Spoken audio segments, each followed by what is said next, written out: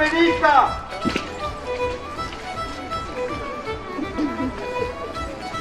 Salve! Bonjour. Salve, barbaru.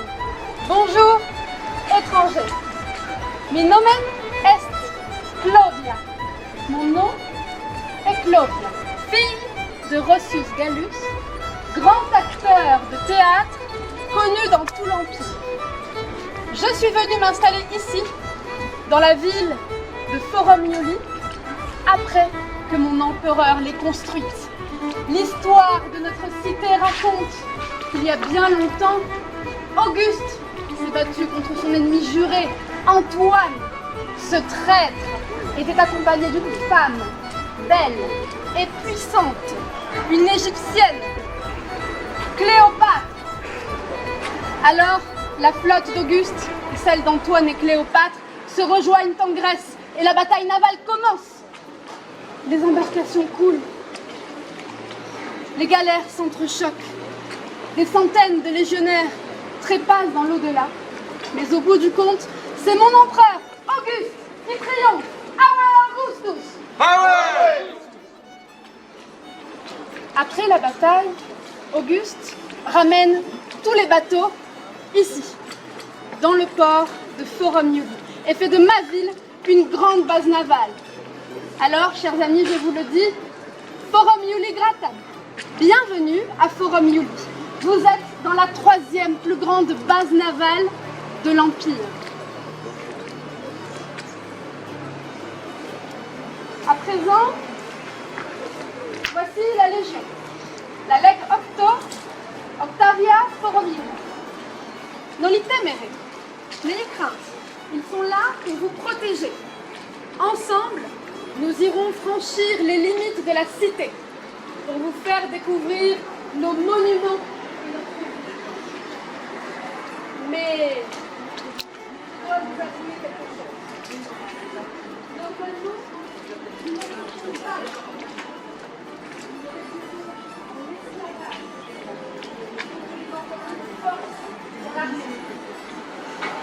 mais aujourd'hui, exceptionnellement, j'ai demandé aux légionnaires de ne vous faire aucun mal, à la seule condition que vous adoriez Auguste, notre empereur, autant que nous l'adorons.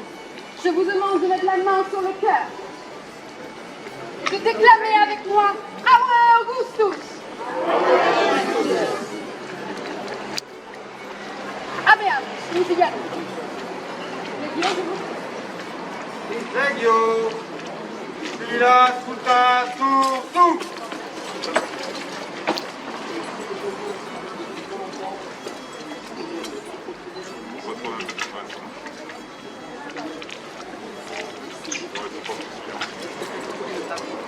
Organité! Next!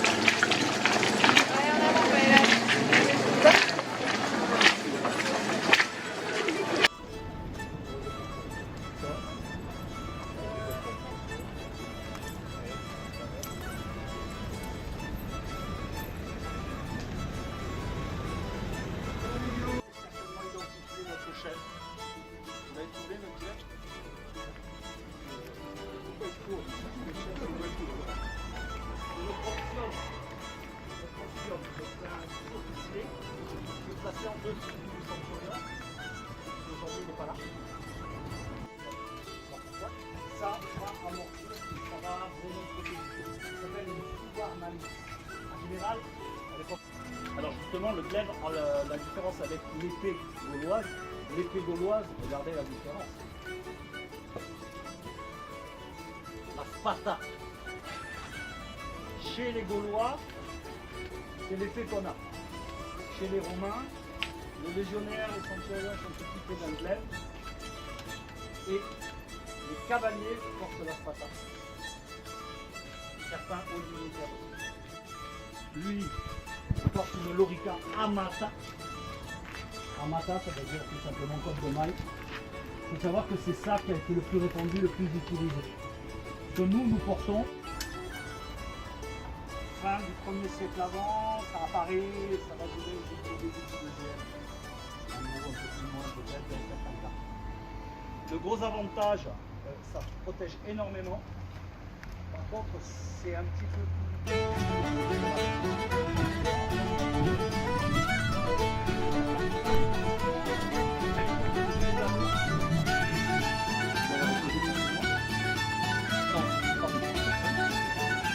Et puis nous avons là-bas donc le curé de Barthélemy et donc le chef gaulois qui a décidé de rallier les troupes de Rome. Il avait énormément d'auxiliaires. Il y avait des légionnaires, mais il y avait aussi d'autres auxiliaires. Il était soit les Gaulois, soit les Thraces,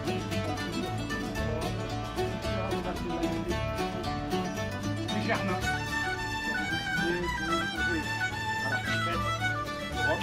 Déjà dans le nord de l'Italie, les Gaulois sont installés dans le nord de l'Italie.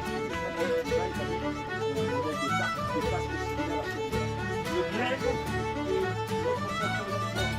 Vous voyez à gauche, à droite. Ça, c'est un emprunt au guerrier espagnol. Les Romains ont battu l'Italie.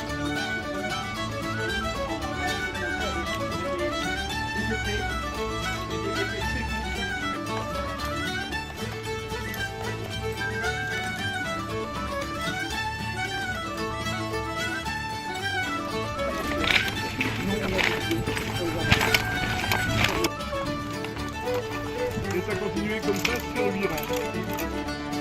Légionnaires et prêts à combattre. Démétité. Sarah et à conserver. Sarah et à tout assurer.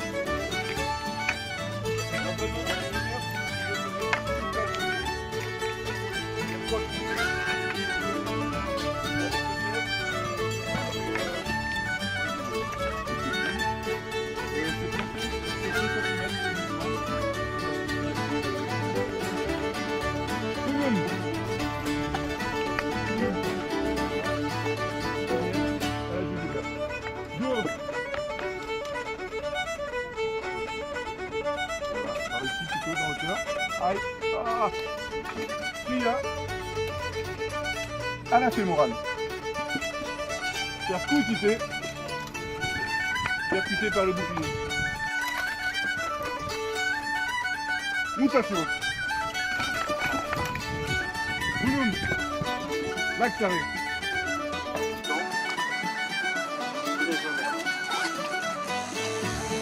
Ton arme, légionnaire, un gladio, une glaive, alors qu'il y a une épée courte. Pourquoi? Parce qu'en fait, le légionnaire, c'est pas au corps à corps. C'est pas des charges héroïques, c'est pas... Vous voyez le Gaulois, le Celte, pas le Gaulois. Le Gaulois n'existe pas en fait. Le Gaulois, c'est un terme inventé par César, la Gaule, les Gaulois, mais en fait les Gaulois, non, c'est les Celtes, les Ligures, les diverses peuples-là en France. Voilà. Alors, vous voyez, lui par contre, c'est une épée, pas une glaive. Vous voyez la différence entre les deux. Vous verrez après dans nos démonstrations de combat comment le légionnaire utilise son glaive. Il est équipé aussi d'un uniforme. Alors les lances, il y en avait deux différentes. Le léger, vous pouvez lancer sur une distance de combien? 15 mètres? Non, moi je dirais plutôt 6-8 mètres. Hein. Parce que, non, enfin bon. Non, pas les mains. Pas 15 mètres, pas 15 mètres. Et celle de qui? Et un pilum lourd. Alors le pilum lourd, la différence, c'est qu'il a une grosse boule. Il doit peser 2 kg. Et en fait, c'était pour contrer les charges de cavaliers, de cavalerie, voilà, les charges des barbares. En protection aussi, porte de ceinture,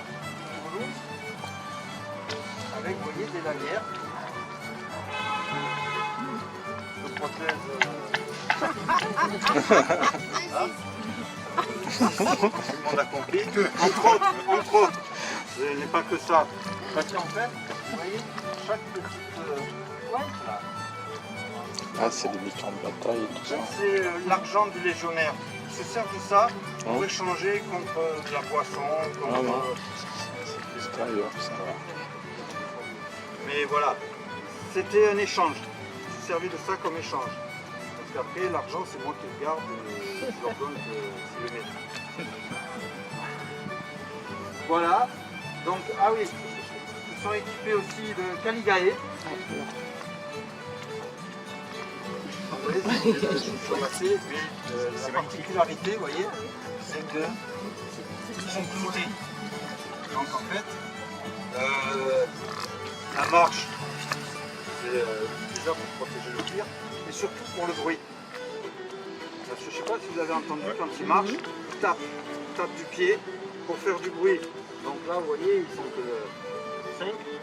Mais imaginez des centaines et des centaines de légionnaires qui marchent comme ça, le bruit que ça peut faire entre les clous, entre les lanières, entre tout l'équipement, parce que bon, les armures, oui, enfin, imaginez le bruit que ça peut faire sur un champ de bataille, entre autres. Ensuite, dans l'armée romaine, ce bâton. Pour les faire avancer. Oui, et autres. Et puis, quand ils sont au passage, Les tapes. voilà. Attention, l'autre, tu prends encore. Il va prendre. Malheureusement, c'est toujours le même. Mais voilà. J'ai l'habitude. Non, en fait, voilà, le vitis me sert de bâton de commandement. Je donne mes ordres avec. C'est le bon bâton.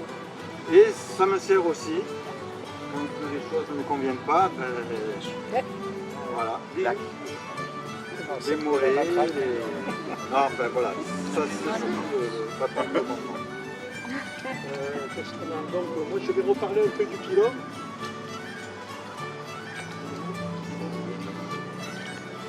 Donc le pylône, vous voyez qu'il y a comme des rivets. Et à l'époque, il y en avait juste un et le reste c'était 2 cales en bois. Pourquoi? Parce que quand il le lançait, on va dire une dizaine de mètres, entre 8 et 10 mètres, il arrivait soit sur un bouclier, soit sur un barbare, donc il le tuait, et il se cassait immédiatement, il se pliait en fait, de façon à ce que l'ennemi ne puisse pas le reprendre pour s'en resservir. Donc c'est un usage unique. Après, je ne sais pas s'il y en avait qui les ramassaient pour les ramasser, mais c'est un usage unique. Moi, donc, je suis le celte récalcitrant. J'ai deux particularités vestimentaires. Alors, qui les a remarquées par rapport aux légionnaires? Vous avez une bourse? Vous avez une bourse? Je peux en avoir une, mais bon, là, J'ai j'en de ai l'argent. T'as pas de bourse? Il y a une fronde. J'ai une fronde. Alors effectivement, donc il y a certaines tribus barbares, notamment hispaniques, qui sont très forts au niveau des frondes. Il faut savoir qu'avec ce type de fronde, ils pouvaient tirer soit des billes en pierre, soit en plomb, en métal, et percer un casque. Ils étaient extrêmement habiles et très puissants. C'est très puissant. Mais c'est pas ça. Le pantalon. Qui c'est qui lui a soufflé? Effectivement, donc le pantalon a été inventé par les Celtes. Et a été adopté beaucoup plus tard par les légions romaines. Il faut savoir que nous, on se situe à peu près au 1er siècle après Jésus-Christ. Donc c'est pendant que Rome a pas... Contrat et vitesse.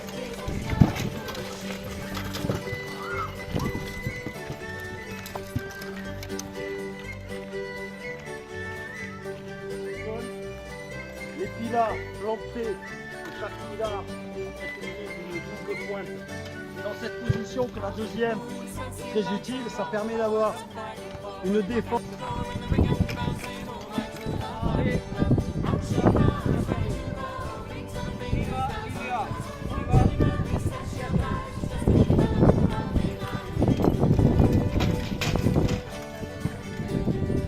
Donc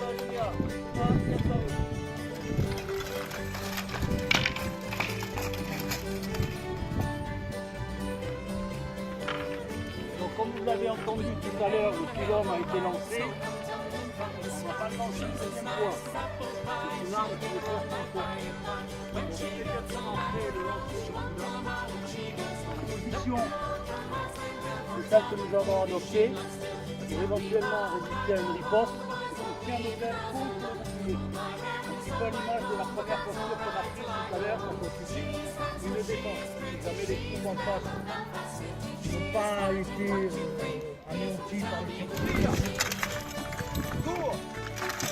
La fluidité! Plus facile! Boulot! Cours! Tire! La fluidité!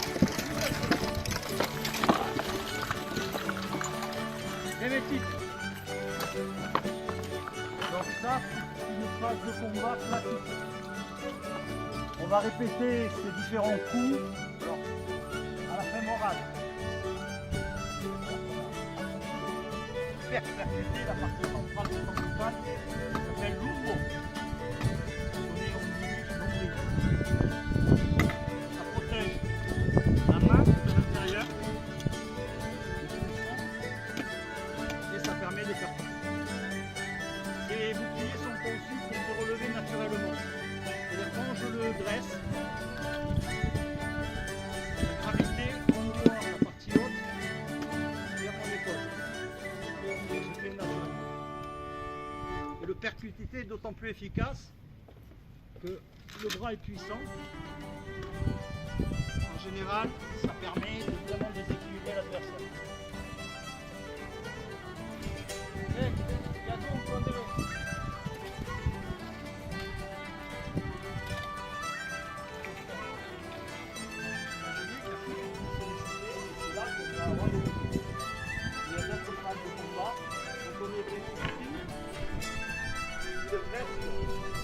La boule, et à ce moment-là, on place le corps qu'on freine. Atteste au délai. Cours. Cours.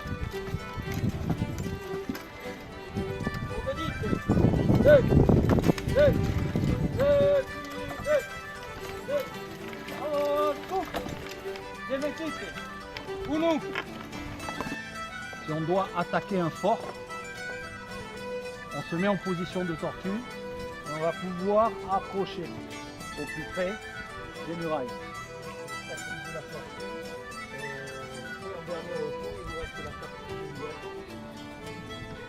En abandonnant le bouclier, pylône et tout ça, on tourne.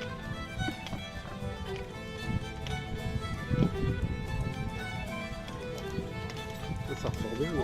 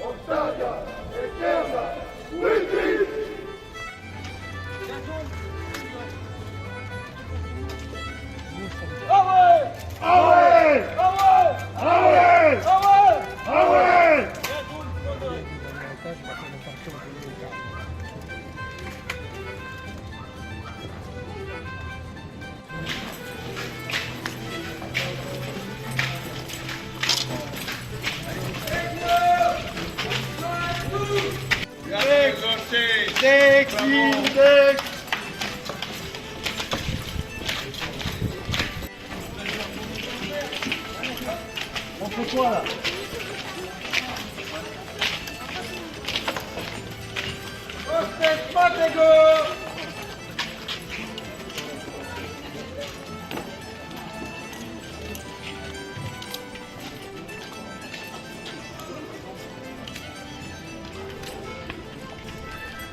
Legio.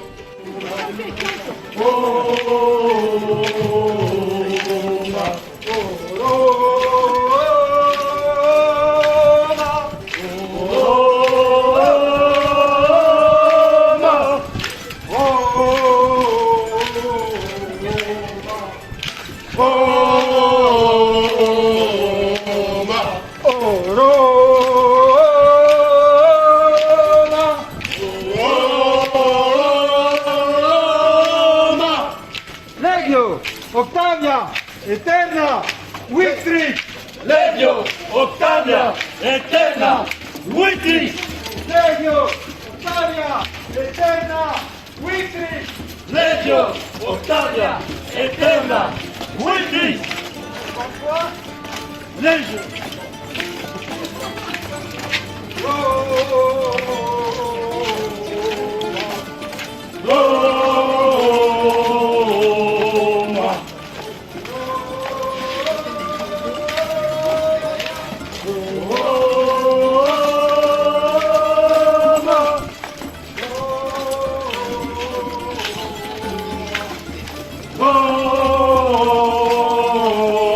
Roma!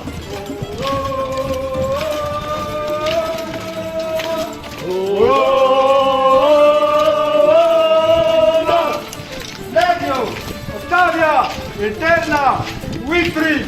Legio, Ottavia, Eterna, Victrix! Legio, Octavia, Eterna, Victrix! C'est pas grave, les gars.